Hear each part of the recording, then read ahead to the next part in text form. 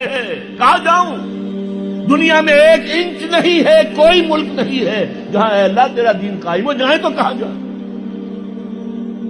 دیکھیے ہماری بندگی جزوی ہے، نمازیں ہم پڑھ رہے ہیں، روزے ہم رکھ رہے ہیں، مسجدیں عالی شان بنائی ہیں، مدرسے بھی بہت بڑے بڑے بن گئے ہیں، واقعتاً اس میں کوئی شک نہیں، لیکن سوال یہ ہے کہ اوپر جو چھت ہے وہ تو کافرانہ ہے، قانون تو اللہ کا نہیں ہے، کتاب و سنت کے احکام تو نافذ نہیں ہے۔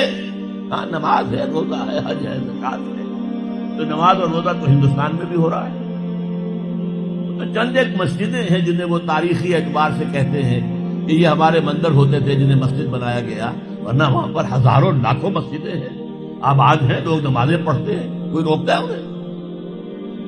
ہم نے یہ ملک بنایا تھا کہ یہاں اسلام کا نظام قائم کریں گے۔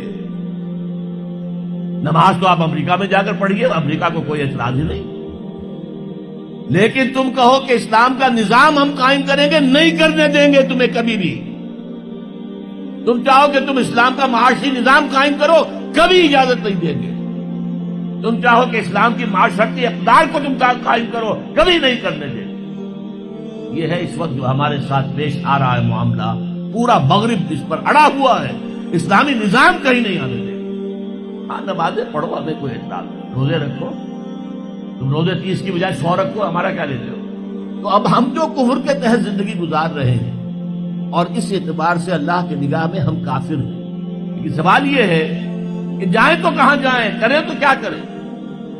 نظام کفر کا ہے، قرآن کہتا ہے وَمَن لَّمْ يَحْكُم بِمَا أَنزَلَ اللَّهُ فَأُولَٰئِكَ هُمُ الْكَافِرُونَ۔ جو لوگ قرآن کی، اللہ کی اتاری ہوئی شریعت کے مطابق فیصلے نہیں کرتے وہی تو کافر ہے۔ اور کافر کسے کہتے ہیں؟ اقبال نے کہا نا، بتوں سے تجھ کو امید ہے، خدا سے نو امیدی، مجھے بتا تو صحیح اور کافری کیا ہے؟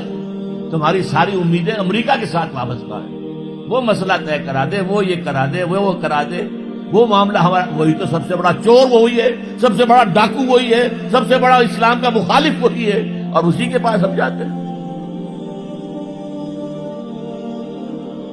قرآن کا فتویٰ تو یہ کہ تم کافر ہو۔ ہاں انفرادی طور پر تم مسلمان ہو، اجتماعی طور پر، قومی سطح پر تم کافر ہو۔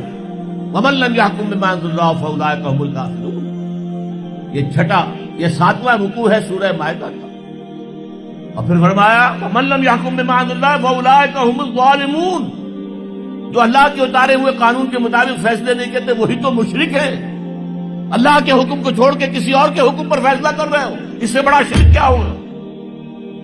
اور تیسری مرتبہ فرمایا وَمَن لَّمْ يَحْكُم بِمَا أَنزَلَ اللَّهُ فَأُولَٰئِكَ هُمُ الْفَاسِقُونَ۔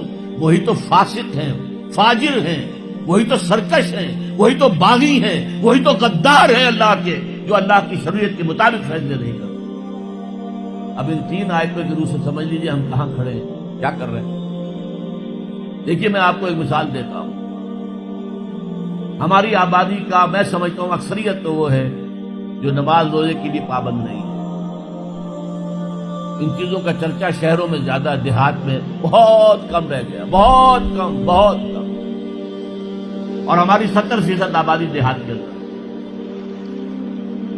اچھا جو نمازیں پڑھتے روزے رکھتے ہیں، خاص طور پر شہروں کے کاروباری لوگ، وہ بلیک مارکیٹنگ بھی کرتے ہیں، وہ حسابات بھی غلط دیتے ہیں، جھوٹ بولتے ہیں، جھوٹ یا حلف اٹھاتے ہیں کہ یہ حساب ہم حلفیہ میں کہہ رہا ہوں یہ حساب صحیح ہے، جبکہ حساب غلط ہے۔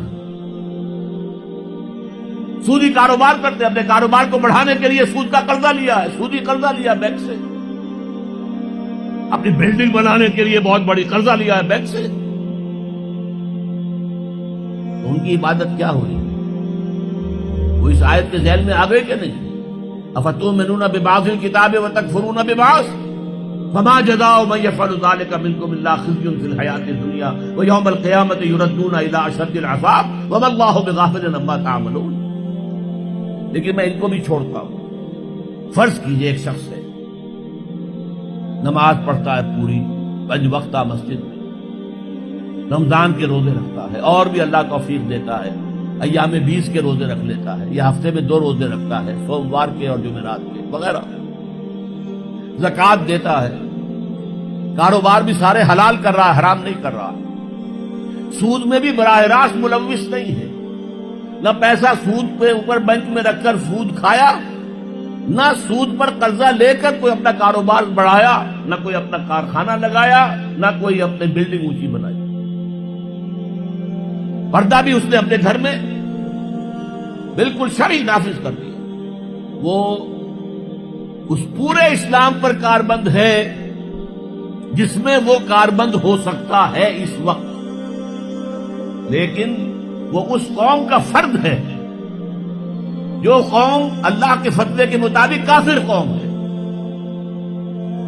جو اللہ کے فتوے کے مطابق مشرک قوم ہے، جو اللہ کے فیصلے کے مطابق فاسق و فاجر قوم ہے۔ قوم کے فرد تو ہم اسی کے ہیں۔ چور کا ہاتھ تو نہیں کاٹا جا رہا، ڈاکوؤں کو وہ سزا تو نہیں جا رہی سورہ مائدہ میں جو آئی ہے، ان کے ہاتھ اور پاؤں مقابل سم سے کاٹ دیے جائیں، یا یہ کہ انہیں ملک سے باہر دفع کر دیا جائے، قتلوا تقتیلا، ان کے ٹکڑے کر دیے جائیں۔ ڈاکوؤں کو کوئی سزا ملتی ہے ایسی؟ لیکن اصل میں جو لوگ شور مچا رہے ہیں وہ ہیں جو کہتے ہیں کہ یہ اسلامی سزائیں وحشیانہ ہیں۔ بے نظیر بھٹو کا کہنا ہے یہ وحشیانہ سزائیں ہیں، اللہ کی دی ہوئی سزائیں وحشیانہ ہیں۔ معاذ اللہ ثم معاذ اللہ ثم معاذ اللہ کلمہ کفر ہے۔ اب اس کا کیا علاج ہے ہمارے پاس؟ کیا کریں؟ میری بات کو توجہ سے سنیے۔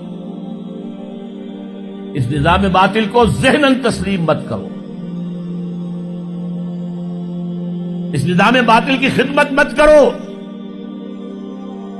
Don't reconcile with it, don't serve it, don't support it. اس نظام کے تحت پھلنے پھولنے دولت مند بننے کی کوشش مت کرو، بلکہ اپنی زندگی کو سکیڑو، اپنی ضروریات کو کم کرو، اپنے آپ کو ذرا آزاد کرو، اپنا وقت، تاکہ اس وقت کو تم لگا دو اس نظام کے خلاف جدوجہد میں۔ ایک ایسی جدوجہد، ایک ایسی کوشش کہ اس نظام باطل کو جڑ سے اکھیڑ کر پھینکنا ہے اور اس کی جگہ نظام حق، دین حق نافذ کرنا ہے۔ یہ جدوجہد اگر کرو گے، تن من دھن لگاؤ گے، تو یہ کفارہ ہو جائے گا کہ تم کافرانہ ملک میں رہ رہے تھے، جس کا نظام کافرانہ تھا۔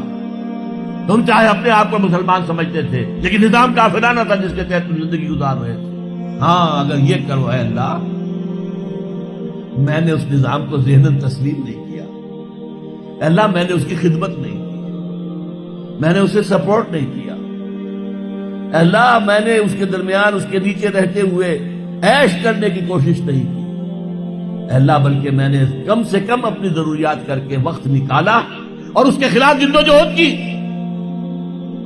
اس نظام کو اکھاڑ کر پھینکنے کے لیے کوشش کی، اور تیرا نظام لانے کی جدوجہد کی۔ لا نہیں سکے تو اے اللہ ہم کیا کریں؟ ہمارے اختیار میں تو نہیں ہے، وہ آئے گا تو اسی وقت جب تیری مرضی ہوگی، تیرا منشا ہوگا، لیکن ہم نے اپنی زندگی لگا دی۔ اگر تو یہ ہے تو کفارہ ہو گیا۔